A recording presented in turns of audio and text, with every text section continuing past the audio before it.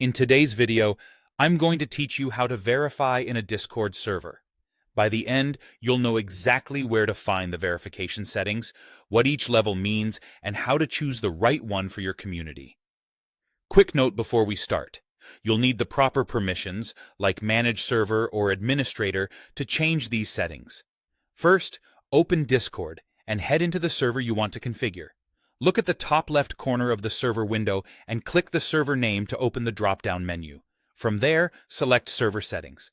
This takes you to the control panel for your server. On the left-hand sidebar, find the Moderation section and click Safety Setup. Depending on your server type, especially if it's a community server, you may see an additional area called DM and Spam Protection under Safety Setup. If so, look there for the same controls. Either way, you're in the right place when you can see a section labeled Verification Level near the top. Next, click the Edit button, or the box that shows the current level, to open the drop-down of choices.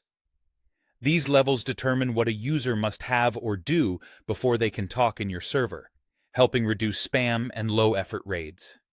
Here's what each level means. None allows anyone to chat immediately after joining, fastest for new members, but offers the least protection.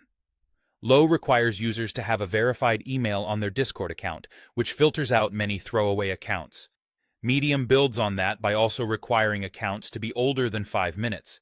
This stops brand new accounts from flooding your channels. High requires everything in Medium and adds a waiting period. Members must be in your server for at least 10 minutes before they can send messages, which is great for discouraging quick-hit spam.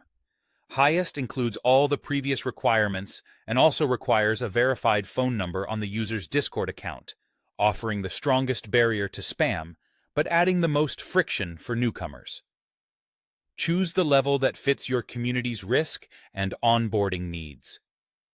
Smaller friend groups may prefer low or medium for convenience, while active public communities often benefit from high or highest to keep conversations healthy.